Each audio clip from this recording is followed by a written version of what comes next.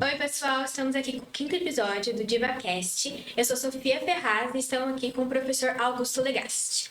Professor, se apresente um pouco, por favor. Boa tarde a todos, é um prazer estar aqui com vocês, né? Essa nova geração tão precoce que eu estou notando aqui, né? Que legal, bacana. Muito bem, eu nasci aqui em Mogi Guaçu, a vida toda morei aqui e eu estudei História, fui professor de História, da Rede Estadual de Ensino, fui diretor de escola, né? Da Escola Valdomiro Calmazini, do Padre Armani, e depois eu fui para a diretoria de ensino em Mojimirim para ser supervisor de ensino, e lá fiquei por mais um bom tempo até eu me aposentar. Além do curso de História, eu fiz também Pedagogia, né, que é necessário para que você seja diretor de escola. E por essa razão, eu tenho alguma coisa a falar sobre o Rio, né? Porque eu morei toda a vida aqui junto com ele. Inicialmente eu morava ali na Praça do Recanto, né? Que todo mundo conhece. E depois eu morei ali na Rua Amador Joly, ali perto do Centro de Saúde, na beira do Rio, durante 33 anos. Então eu acompanhei o Rio de perto, praticamente quase toda a minha vida, né? Muito recentemente que eu mudei da Rua Amador Joly ali para o Jardim Camargo, né? Aí então deixei de ter aquele contato direto com o Rio. Mas eu me lembro assim muito bem de passagens interessantes que nós vamos falar ao longo das perguntas, né? Tá bom. Eu vou fazer 5 perguntinhas pro senhor. A primeira, o senhor se lembra de como era o Rio, no Mogi Guaçu, na sua infância e juventude? E quais lembranças mais fortes guarda? Tenho muitas lembranças boas a respeito do Rio, né? Até a dona Cidinha estava comentando aqui, eu estava lembrando desses eventos, né? Esse rio era muito bonito, ele não tinha poluição, ele tinha muitos peixes, né? O pessoal pescava mandis enormes, dourados, bonitos, todos aí no rio Mogi Guaçu. E também o pessoal passeava de barcos, nadavam no rio, né? Ele era bem usufruído pelas pessoas como forma de lazer, como forma de trabalho, enfim, uma porção de coisas. Mas assim, o que eu me lembro mais da minha infância foi a época em que a Cidinha estava falando, né? Tinha aquele pessoal que recolhia areia do rio, né? Não tinha dragas ainda, essas máquinas que tiram areia do fundo do rio. Então, como ela mesma explicou, eram os botes enormes, né? Os barcos enormes, que eram chamados de batelões. E então, esse pessoal que trabalhava no rio, com um tipo de umas conchas, né? Eles tiravam a areia do fundo do rio e despejavam nesses botes. Quando esses botes estavam cheios, eles despejavam no porto de areia, que é ali onde hoje é o terminal dos Engás, ali do ponto de ônibus, um pouquinho antes, no final da Rua Apolinário, tinha um porto de areia desse aí. As pessoas que iam construir, como a dona Cidinha falou, compravam areia nesse porto, e não nas casas de material de construção que não existiam. A areia era comprada ali. Então, o que a gente fazia escondido das nossas mães? Porque a gente era criança. Tem aquela ilhazinha em frente ao terminal ali, não tem? No meio do rio, não tem uma pedra, chama até hoje Pedrinha, é o nome daquela ilhazinha. Quando o rio está mais baixo, ela aparece mais. Quando ele está mais alto, aparece só a parte de cima. E ali em volta daquela pedrinha, o rio não é muito fundo. Então a gente, sem saber nadar, a gente levava um pedaço de pão com manteiga para o homem lá que trabalhava no barco, que devia ter muita fome, porque trabalhava muito ali, né? E ele levava a gente nessa ilha, enquanto ele tirava o restante da areia do rio. Mais ou menos meia hora, 40 minutos. A gente ficava brincando naquela ilha ali, a molecada toda ali, né? Ninguém sabia nadar, olha a loucura. Se as mães soubessem. Verei. Aí depois, quando ele enchia o chamado batelão, né, que era aquele bote enorme que transportava areia e ia lá despejar no porto de areia, então ele ia lá na ilhazinha, na pedrinha, pegava a gente e trazia e despejava ali no barranco, né? E a gente saía correndo antes que as mães desconfiassem que a gente tinha ido lá, né? Era uma travessura, assim, que a gente fazia, mas aquele senhor estava de olho, né? Qualquer coisa que acontecesse, ele pulava no rio e... Mas nunca aconteceu nenhum acidente, né? É um detalhe, assim, pitoresco e interessante que eu me recordo do rio. Entendi. E de que forma a população de Mogi Guaçu utilizava o rio antigamente? No dia a dia, para lazer, transporte, trabalho? Tudo isso, né? Mogi Guaçu existe em função do rio, né? Tanto é que ele emprestou até o nome do rio. O Mogi Guaçu veio primeiro, né? O rio Mogi Guaçu, que tem por volta de 180 milhões de anos somente, muito jovem ainda, né? E então, que onde hoje é a nossa cidade, era a passagem primeiro das entradas e bandeiras, né? Que iam caçar índios lá para escravizar, vender como escravo, ou então procurar ouro, né?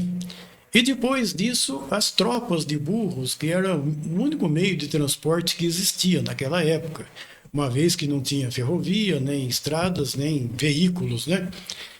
E então, Mogi Guaçu, nessa época, era o último ponto civilizado que existia. Civilizado em termos, né? Era um povoadozinho pequeno nas margens do rio. E servia para quê? Para abastecer essas tropas de burros, né? Que vinham de São Paulo, passavam por Jundiaí, que naquela época chamava-se Nossa Senhora do Desterro do Jundiaí com Y, que era a grafia antiga, né?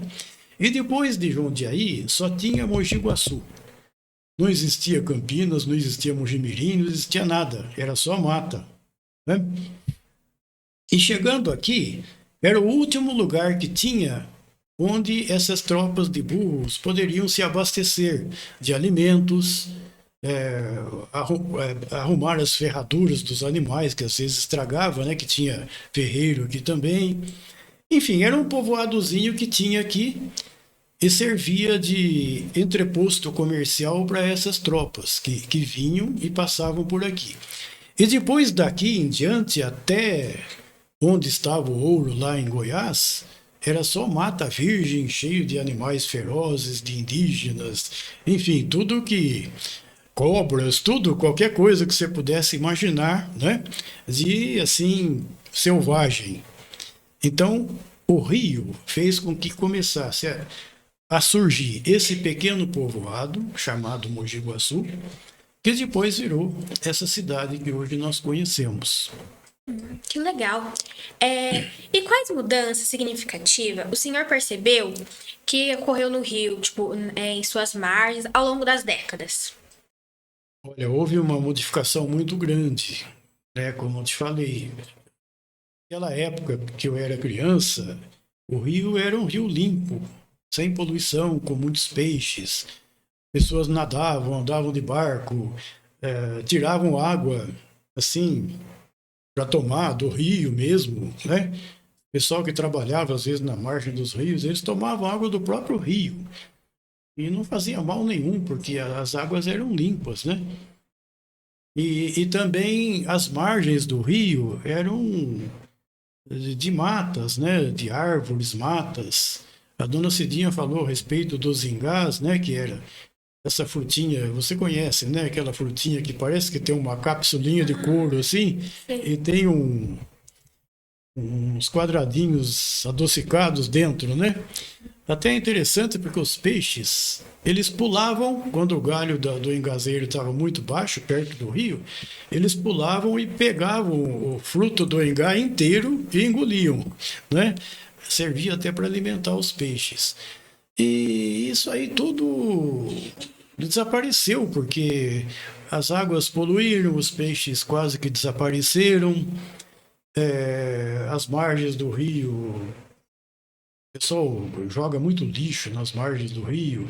Até tem um grupo de pessoas aí que se encarregam de vez em quando fazer uma limpeza nas margens dos rios para tentar preservar o curso da água, né?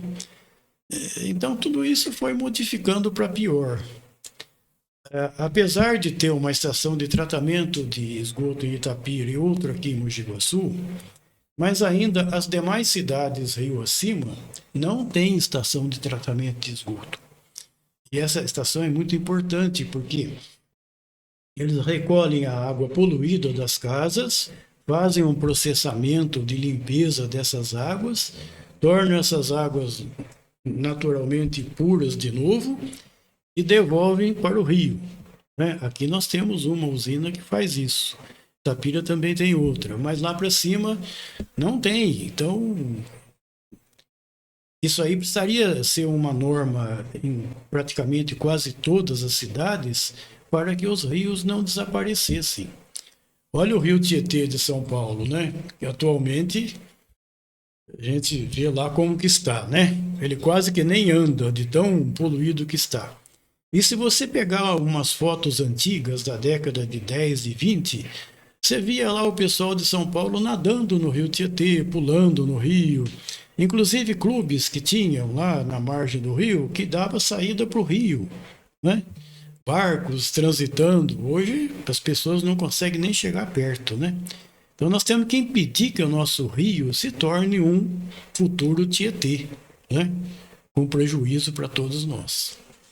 Infelizmente ocorreu bastante mudanças ruins, né? Quarta pergunta. O Rio Mogi Guaçu teve alguma influência na cultura, nas festas, nas tradições da cidade? Poderia citar alguns exemplos? Sim, ele, como já foi colocado, né? Ele tinha, assim, uma parte de lazer muito importante. Naquela época que não havia outra diversão, então o rio era a diversão daquela pequena cidade de Mogi Guaçu, que não tinha muita gente, né?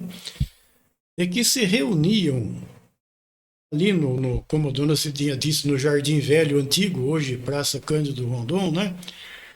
E ali então os jovens da época se reuniam, iam passear de bote, alguns tinham bote a motor, né? Que era mais veloz, ia mais longe, voltava, né? E também faziam piqueniques ali naquela região, na beira do rio, porque hoje tem asfalto, tem o Hotel Taguá ali, né? Mas antigamente era uma mata bonita e tinha um barranco que não era abrupto assim, ele descia assim até o rio.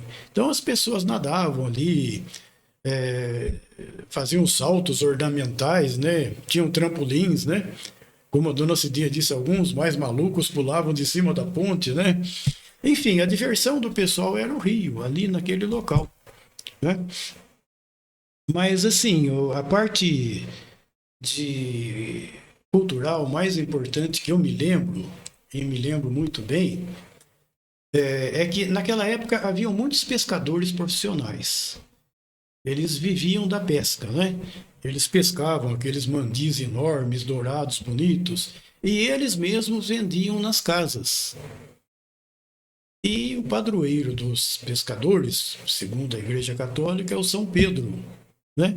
Então, todo dia 29 de junho, isso foi durante muitos anos, eu me lembro ainda, quando criança, as últimas procissões que teve de São Pedro de barcos. Então eles enfeitavam os barcos, punham a imagem do São Pedro no barco da frente, e todos eles saíam ali do Jardim Velho, né, da Praça Cândido Rondon, subiam até a Ponte Vermelha, davam a volta e retornavam ao ponto de origem, fazendo um tipo de uma procissão em homenagem ao São Pedro, o padroeiro dos pescadores. Porque o São Pedro original foi pescador também, né? Então daí essa homenagem que esses pescadores profissionais faziam todo ano. Até que com o tempo as coisas foram mudando, né? Então tudo foi se alterando. Mas esse aí é um aspecto cultural muito importante que o Rio trouxe para Mogi Guaçu. Agora, falando de aspectos econômicos, né? Nossa, o Rio foi fundamental para tudo, né? Silvano, a Ingridium, todas essas empresas grandes que usam muita água na produção, elas vieram para cá por causa do rio. Sem o rio não teria como funcionar essas empresas, né? Que consomem uma quantidade de água enorme. E também o fato de fornecer água, né? Hoje, para Mogi Guaçu e Mojimirim.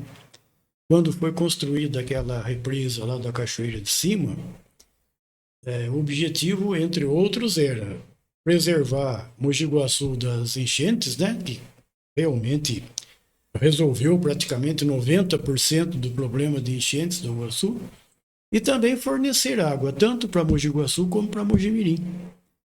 Mojimirim, que tinha um sério problema de abastecimento de água, resolveu com a construção dessa represa da Cachoeira de Cima. Legal. O que o senhor acredita que a população atual deveria aprender com a história do rio Mogi Guaçu para cuidar melhor? Olha, como nós já observamos aqui, né? Em primeiro lugar, vocês que são jovens ainda têm tudo pela frente para fazer, né? Vocês deveriam se unir e pressionar para que todas as cidades fizessem a sua usina de tratamento de água, de esgoto, para evitar a poluição dos rios, né? E as pessoas também se conscientizar de que o rio não é depósito de lixo. Hoje parece-me que já deu uma melhorada nesse sentido. A gente quase que não vê mais isso. Ainda tem, mas não é tanto quanto antes. Antigamente, para você ter uma ideia, o pessoal jogava sofá no rio. Sofá velho que não servia mais, jogava no rio. Sacos de lixo jogavam no rio, porque tinha preguiça de ir até lá na frente da casa e colocar lá para o caminhão do lixo recolher, então achava mais fácil jogar o saco de lixo no rio. E assim ia, um monte de coisas que não utilizam. Madeira velha, lata de óleo vazia, enfim, jogava tudo no rio. E isso fazia um transtorno medonho nas águas do rio, né? Isso já diminuiu muito. Mas ainda tem gente que joga lixo nas margens do rio, né? No próprio rio. Diminuiu muito, mas ainda tem. Então isso precisa acabar totalmente. E vocês, jovens, precisam lutar para que isso aconteça. Porque vocês, seus filhos, seus netos, vão precisar desse rio, né? Se ele não for preservado, se ele virar um futuro Tietê, como é que vai ser de Mogi Guaçu, né? Então, Sofia, esses 2 livros são de minha autoria, sobre Mogi Guaçu, né? Esse primeiro aqui fala sobre a história de Mogi Guaçu, desde os seus primórdios, na época que era ainda aquele povoado que abastecia as tropas de burros, né? Até a época que ele foi editado, né? Então ele fala sobre a história de Mogi Guaçu, né? Essa aqui já é a 4ª edição dele. Já faz tempo que foi feita, né? Ela foi feita em 1993. E a primeira foi em 1970. Então são 4 edições. E tem esse outro aqui também, que é de Mogi Guaçu também, mas ele já não é tanto assim exatamente como esse que fala da história da cidade. Esse aqui foi uma iniciativa até da Associação Comercial e Industrial de Mogi Guaçu, de fazer um livro onde aparecessem as principais pessoas da época de 1930 a 1960, que foi quando Mogi Guaçu teve um progresso fenomenal, né? E que essas pessoas eram do comércio, da indústria, de atividades assim, né? E que se fizesse a biografia de cada uma dessas pessoas. Então você vai ver aqui, cada uma delas tem a foto do empresário lá da época, né? E a biografia dele, né? Cada página tem o seu biografado. Todos de Mogi Guaçu e todos que trabalharam durante esse período aqui e outros mais, né? Para que Mogi Guaçu hoje fosse essa cidade bonita que vocês conhecem. Entendi. Muito obrigada, professor. Muito obrigada, pessoal. Esse foi o episódio de hoje. E agradeço a participação de vocês que ficaram até conosco. Tchau, tchau!